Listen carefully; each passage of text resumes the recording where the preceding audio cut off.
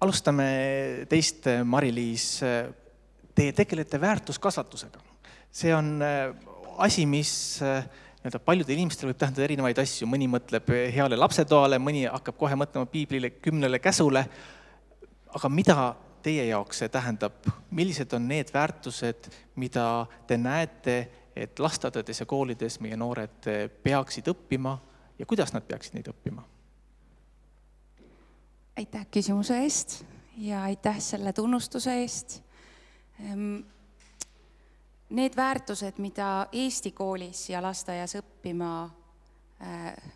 õppida võiks, ütleme siis nii, on ju meie demokraatliku riigi alusväärtused, üldinimlikud väärtused, moraalsed väärtused ja teine asi kindlasti väärtuskasvatuse puhul oluline tähele panna, need asjad, mida sa nimetasid. Kui perel on kristlikud väärtused, kui pere jaoks on mõni väärtus olulisem kui teine, see on hea, sellepärast et demokraatlikus riigis elades meid kutsutaksegi üles elama sellises väärtulises paljususes ja kutsutakse üles meid sisustama ise neid väärtusi ja elama nende inimeste kõrval, kellel võivad olla meist ka erinevad väärtused. See on asi, mida demokraatia ainult lubab. Ehk siis, kui ma ütlen, et mis on sellise väärtuskasvatuse tuum, mida siis mina oma töös toetan ja mida toetatakse Eesti koolides ja lasteaedades, siis selline väärtuste paljusus, väärtuste rikkus ja siis sellise võime kasvatamine, elada siis selles väärtuste paljususes ja saada hakkama ka lahkarvamuste korral. Kas see on asi, mida varem pole õpetatud? Et miks peaks nüüd sellele veel rohkem tähelepanu pöörama?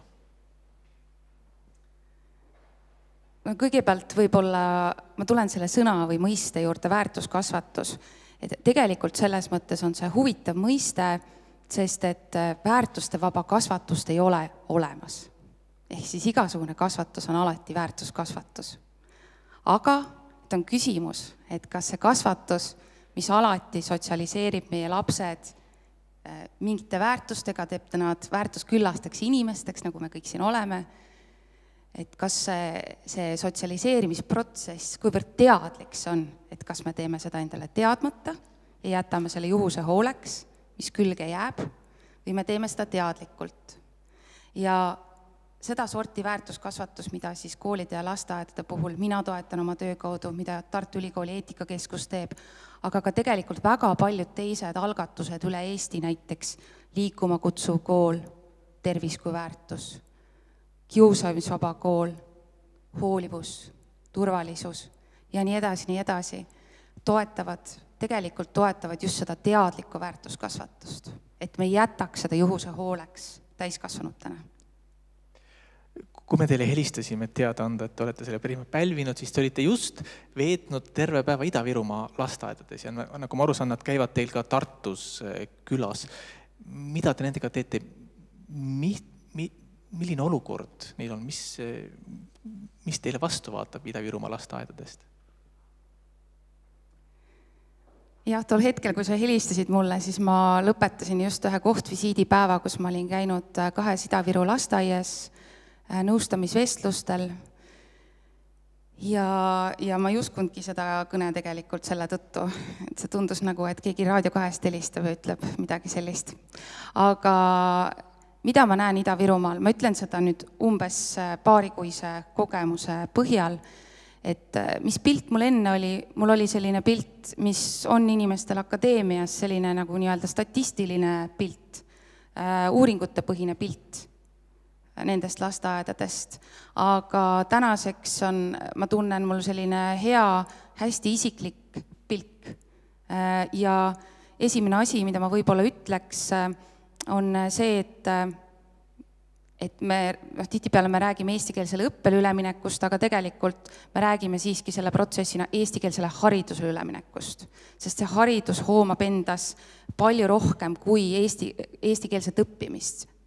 see üleminek on praegu väga suur selline organisatsiooni kultuuride muutus, juhtide jaoks on see väga suur muutuste juhtimise protsess. Ja kõige olulisem on, et selle protsessi sees on inimesed, on need lapsed, on need õpetajad, on need pered ja nende võib-olla hirmud, rõõmud, ootused. Aga mida ma näen niimoodi lähedalt, ongi võib-olla see, et need vajadused omavalitsused Ida-Virumaal on üpriski erinevad. On omavalitsusi, kes on tänaseks tegelikult selle üleminekuprotsessi peaaegu nii-öelda, nad on selles saba otsas. On teisi, kus praegu on väga raske ette kujutada seda, et kui kas või see sama õpetajate keelenõue nüüd 1. septembrist järgmisel aastal jõustub, et kus need õpetajad seal rühma leitakse. See on mõnes omavalitsuses lihtsalt nii süsteemne mure ja mina näen, et tegelikult praegusel hetkel nii kiiresti seda pealekasvu veel ei tule. Tuleb olla leidlik. Ma näen seda leidlikkust. Enamik nendest omavalitsustest ja lasteaedadest loovad praegu enda eestikeelsele õppele ülemineku tegevuskavasid. Nad ei loo neid lihtsalt dokumendi tegemise pärast, vaid just selle jaoks, et neid väga keerukaid ja mitmetahulisi protsesse etapiliselt hästi juhtida. Et selline nagu peale hakkamine ja enda inimestest hoolimine ja tegelikult ikkagi ka see, ma arvan, et on oluline sõnum, et Ida-Virumaa lasteaiad just saavad väga hästi aru, mis on see eestikeelsele haridusele ülemineku see suur nii-öelda rõõm või see eelis, et miks minnakse üle. Et nad saavad sellest aru, et mingit vastumeelsust sel tasandil pole, võib-olla on hirmud, mis mõnele inimesele võivad näida siis vastumeelsusena. Et ma tõesti näen, et see protsess saab olema üpriski keeruline, aga samas me oleme riigina öelnud ju seda, et meil on aega selleks 2030. aastani. Meil on parem lähtepunkt, kui Lätil oli. Läti praegu lõpetab oma üleminekut. Et ma näen, et me saame hakkama, aga haridusasutustele ja inimestele just eriti on vaja panna nii-öelda sellist toetavat õlga igal sammul alla, kus saab. Aitäh. Leesi, te olete matemaatika ja füüsikaõpetaja ja te olete ise öelnud, et see, mille üle te olete nagu väga uhke, on see, mida te olete seal Pelgulinna riigigümnaasiumis teinud, et pannud need loodus- ja reaalained omavahel kokku. Neid õpetatakse omavahel seostatult. Mis on olnud selle selline suurim taganttõukaja ja mis on need esimesed tagasisidet õpetajatelt ja õpilastelt, mis te sellele saanud olete? No eks põhjus, miks ma üldse hakkasin niimoodi selle õppekavaga tööd tegema, on ikka see, et kui ma läksin füüsikatundi ja teemaks oli aatom, siis õpilased ei saanud aru alati, et see on seesama aatom, mis on keemiatunnis ja sama näide vektoriga, seesama vektor, mis on matemaatikatunnis, on ka siis füüsikatunnis. Nii et kui ma oma õpetajatöö jooksul märkasin neid olukordi, kus õpilased ei loo neid seoseid kahe erineva õppeaine vahel, siis ma hakkasin uurima neid õppekavasid ja sain aru, et tihti õpitakse samu asju, aga täiesti erinevatel aegadel. Näiteks sama teema, aga on 10. klassis või 12. klassis. Ja siis tundus nagu väga hea mõte teha sellist tänapäevast õppeviisi, et projektõppena näiteks teha erinevaid teemasid õppida, kus on mitu ainet koos, nagu päriselus käib, eks ole. Et ei tõmmata ranget piiri, et võt see on nüüd bioloogia ja see on nüüd keemia. Aga selle jaoks oli vaja tekitada selline logistiline olukord, et õpilastel päriselt on võimalik ühte sama teemat siis samal ajal õppida erinevates õppeainetes ja ühtlasi tekitada ka olukord, kus õpetajad põhimõtteliselt saaksid teha koostööd. Ja siis ma hakkasin neid laiali lammutama, neid õppekava õpitulemusi ja panema neid uut moodi kokku ja lõpuks tekkiski siis see õppekava, mis siis meil hetkel on käimas ja mida me siis katsetame. Ja vara on veel tuua mingisuguseid järeldusi, et enne peaks ühe tiiru läbi käima ilmselt need 3 aastat ja siis saab pikemaid, selliseid pikemaajalisi järeldusi teha. Aga no mul on vähemalt tore ja ma loodan, et õpetajatel on tore, et saab teha tõesti koos füüsika ja keemia, koos matemaatika ja füüsika ja ma loodan, et õpilastele ka meeldib. No matemaatika on selline nagu erilise survel olev õppeaine, ütleme niimoodi. Et kui me räägime ülikoolidega, siis kuuleme väga palju seda, et selleks, et meil oleks rohkem reaalteaduste inimesi, insenere, meil on vaja seda, et rohkem noored õpiksid matemaatikat ja teeksid seda laia matemaatika eksamit.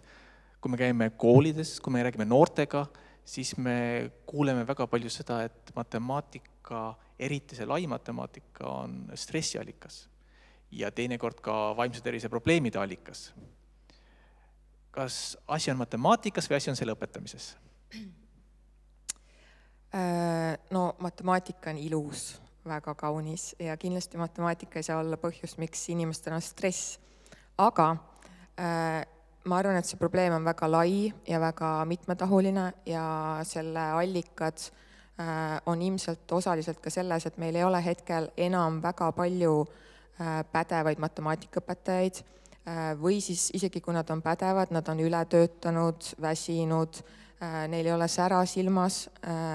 Noh, jällegi ma ei ütle, et kõigil, kindlasti on väga palju särasilmseid matemaatikaõpetajaid, aga selline üldine foon on ikkagi ületöötamine ja siis, kui õpilased ei näe oma matemaatikaõpetajal seda sära silmas ja nad pigem nagu näevad sellist tõesti stressi täis tundi, et hästi suur kiirus, hästi suur pinge, et riigieksamid peavad olema imeliselt tehtud, õppekava peab olema läbitud, vahet ei ole, et võib-olla õpilane ei suuda selle tempoga minna edasi.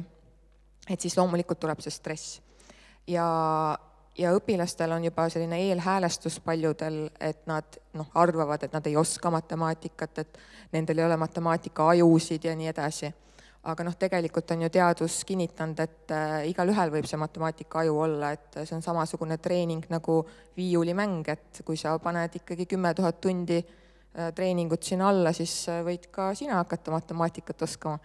Nii et ma arvan, et laias laastus peaks õpetajad rohkem tõesti olema sõbralikud, kuidagi hoolivad seal tunnis ja andma edasi seda mõtet, et igaüks võib matemaatikat osata. Aga kust me neid matemaatikaõpetajaid saame? Ülikoolides matemaatikaõpetaja eriala konkursid on kurikuulsad selle poolest, et need ei tule praktiliselt kunagi täis.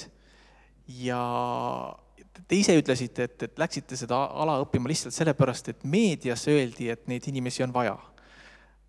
Kas see mõjub tänapäeva noortele? No nüüd te puudutasite minu lemmikteemat, ehk siis õpetajate järelkasv. Ja tõepoolest ma arvan, et see on ikkagi, kui nii inetult öelda, et siis see on ikkagi väga mädanev haav juba, mida mingisuguse väikse plaastriga ei ravi. Et meil on tõesti tohutu puudujääk nii matemaatika kui ka füüsikaõpetajatest. Küsimus on selles, kuidas need noored inimesed sinna õppima saada. Ja tõesti, kohad on täitmata ülikoolis ja nüüdseks on neid isegi veel vähemaks jäänud, kui neid sügisel õppima asus, eks ole. Et väga paljud inimesed ütlevad, et raha ei ole see, mis motiveerib, et õpetajaks minnakse ikkagi mingi missioonitunde ja muudel põhjustel. Aga olgem nüüd ausad, kui sa oled noor inimene ja sul on valida, kui sa oskad matemaatikat, oskad füüsikat, oled tark, intelligentne, andekas, osav, oskad hästi suhelda, sul on kõik teed on valla. Ja tänapäeva inimesed on ikkagi ka mugavad ja tahavad head elu, tahavad käia reisimas, tahavad käia spaas ja kui tal on valida, millise eriala ta valib ülikooli minnes, siis kahjuks ei ole matemaatika või füüsikaõpetaja amet lihtsalt konkurentsivõimeline, kui võrrelda mingisuguse IT-sektori, finantssektori või kas või inseneeriaga. Ehk siis, miks peaks? Mari-Liis, kas teie valdkonnas on sarnased probleemid? Ja ma kindlasti tahan sekundeerida praegu siin, sest ma olen ju ka tegelikult õpetaja ja töötan ka ülikoolis väikese koormusega õppejõuna. Et kuidagi võib-olla peab nagu loobuma sellest, juba selle ütlemisest, et see, et õpetaja teeb oma tööd missioonitundega, see on iseantud asi. Et seda kuidagi nagu niimoodi nagu välja eraldi ei pea enam tooma, ütleme, et kõik õpetajad nii teevad oma tööd suure missioonitundega, see on kutse, õpetaja kutse, aga selle kutse väärilist palka tahavad ka inimesed saada ja ütleme, et kui täna midagi muutu, eks siis see tendents, et piisavalt palju neid noori õpetajaid, eriti reaalaineõpetajaid, kooli jätkub, et me ütleme, et see on asi, mida me nagu ette saame näha tänasest tulevikku. Aga ma lisaks siia kindlasti veel ka seda, lisaks motiveerivale palgale on oluline ka mõelda sellele, et mis on nende alustavate õpetajate koormus, et nad ennast esimestel tööaastatel läbi põletaks, enamus alustavaid või õigemini mitte enamus, vaid väga suur osa alustavaid õpetajaid, liiga suur osa alustavaid õpetajaid lahkub töölt esimese 3 tööaasta jooksul. Tuleks mõelda veidi karjäärimudelile, sellepärast, et tahtes konkureerida just näiteks siis reaalaineõpetajate puhul erasektori töökohtadega, et siis tuleb mõelda ka sellele, et mis on õpetaja selline võimalik karjääritee hariduses, nii koolis kui ka lasteaias. Ja veel kolmandaks konkureerivad ka ju tegelikult töökeskkonnad, eks. Et see asi, mida Tartu Ülikooli eetikakeskus toetab sellist hea kooli ja hea lasteaia liikumist, mis tegelebki ju peamiselt sellise hea organisatsioonikultuuri loomisega kõigile selle organisatsiooni liikmetele, alates lastest kuni lapsevanemad ja kõigi töötajateni seal sees. Aga et vot selline organisatsioonikultuur, kus on hea tööd teha, mis toetab sellist professionaalset arengut, on koostöine, on selline, mis võimaldab sulle sellist head töö ja puhkeaja tasakaalu. Et see on selline töökeskkond tegelikult, mida noored inimesed praegu otsivad. Ja ütleme, et õpetajakoolitus on tõesti, et õpetajakoolitusse saab see põhitee, kust inimesed kooli võiks tulla, peamiselt meelitada just sellega, aga kindlasti tasub mõelda ka sellele, mis on need alternatiivteed. Mina tulin kooli alternatiivtee kaudu, tulin Noored kooli programmi kaudu. Ilmselt ka täna oleks teinud sarnase valiku, et õpiks ülikoolis bakalaureuse mõnda sellist teadust, mis oli tol hetkel ka südamelähedane ja tuleks kooli hiljem, kui ma oleks selleks valmis. Ka tänane alustav õpetaja ei ole mitte üldse 20ndate alguses, vaid on tegelikult seal juba selline karjääripööreja nagu veidi. Et mõelda natukene sellele paindlikkusele ja erinevatele alternatiividele, kuidas siis õpetaja kutset omandada ja siis kooli tulla võib-olla mõne teise eriala kaudu, nii humanitaar-, sotsiaal- kui ka näiteks reaalainete puhul. Teie kirjelduses oli ka üks selline huvitav märksõna või termin nagu õitsengukeskne haridus. Mida see tähendab? Jah, õitsengukeskne haridus. No õitsengukeskse hariduse selline läte võib-olla meie sellises haridusmõttes on siis sellises valgustusmõtlemises, aga tegelikult selle valgustusmõtlemise läte omakorda sellises antiikmõtlemises ja võib-olla selle õitsengu sõna ma nagu niimoodi otseselt tõin välja, sellepärast, et ma arvan, et mulle endale väga meeldiks, kui me nagu mõtleks sellest niimoodi, et vot see on õitseng, mida me nagu hariduse eesmärgina tahame näha. Kui ma loen meie õppekava ja haridusstrateegiat, sellist pikka vaadet, siis mina juba täna ütleks, et meil on selline õitsengukeskne suund. Sest me räägime sellest, et me tahame, et see peamine asi, mis siis hariduse kaudu võiks ilmsiks saada, on selline inimese endaks saamine, õitse puhkemine on ju vaikselt, ja siis selline täisväärtuslik eneseteostus erinevates elurollides.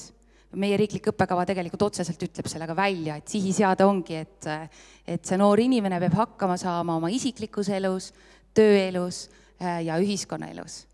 Ehk siis me oleme nagu suunanud selle sihi õitsengule, aga vot see vimka on see, et kui me näiteks oleme koolis on ju õpetajatena või oleme ülikoolis õppejõududena või toetame erinevate metoodiliste materjalide loomist meie kolleegidele haridusvallas, et kas me ka siis mõtleme sellele. See on jällegi nüüd see teadlikkuse teema. Et mulle meeldiks, kui me nagu kogu aeg teadlikult mõtleme sellele, et kui me juba need sihid oleme paika pannud, et siis nagu peame vot seda kõige olulisemaks, et äkki need pisikesed, ütleme, et alati on see õppekavaga ei jõua lõpuni jutt, et võib-olla nagu mõni see pisike õpiväljund on väärt loovutamist selle nimel, et panna rohkem sellesse otsa vajadusel, kus me tegeleme selle inimese nagu inimeseks olemise või inimeseks kasvamise osaga. Leisi, matemaatikas on ka väärtused, aga seal nad tähendavad natukene midagi muud. Aga kui te kuulate, mida Mari-Liis räägib, kas on teil sealt midagi võtta, midagi õppida, et mis on teil teineteisele pakkuda? Ma ütleks, et ka minu jaoks on ikkagi kooli kõige olulisem roll inimeseks kasvamise toetamine ja sinna alla lähevad siis kõik need tõesti, et õpilane saaks hakkama iseendaga, oma vaimse ja füüsilise tervisega, oskaks õppida, oskaks oma teed üldse nagu sillutada. Ehk siis matemaatika on lihtsalt üks väike nüanss seal juures ja üks väike ütleme tööriist, millega ta siis tulevikus saab oma elu paremaks sättida. Ja minu jaoks ka ikkagi on ülioluline, täpselt see õitseng on väga kaunis sõna, et ükskõik mida ma õpetan teoreetiliselt, see tõesti kipub mõnikord ununema, et mis see nagu see suurim eesmärk on. Aga nii palju kui vähegi võimalik, ükskõik mis suvaline tund, trigonomeetria, et kui ma sinna tundi lähen, et mis see minu kõige tähtsam eesmärk ikkagi on ja minu kõige tähtsam eesmärk on ikka olla õpilase jaoks olemas, toetada tema vaimset tervist, toetada tema tegevust, et ta saaks selle matemaatikaga hakkama ja lõpuks kasvaks heaks inimeseks. Suur tänu teile mõlemale, me soovime teile jõudu ja jaksu kõigi nende eesmärkide saavutamisel ja jätkuvalt õpetajaks, õppejõuks ja teenäitajaks olemisel. Sellega on meie tseremoonia ametlik osa praegu läbi,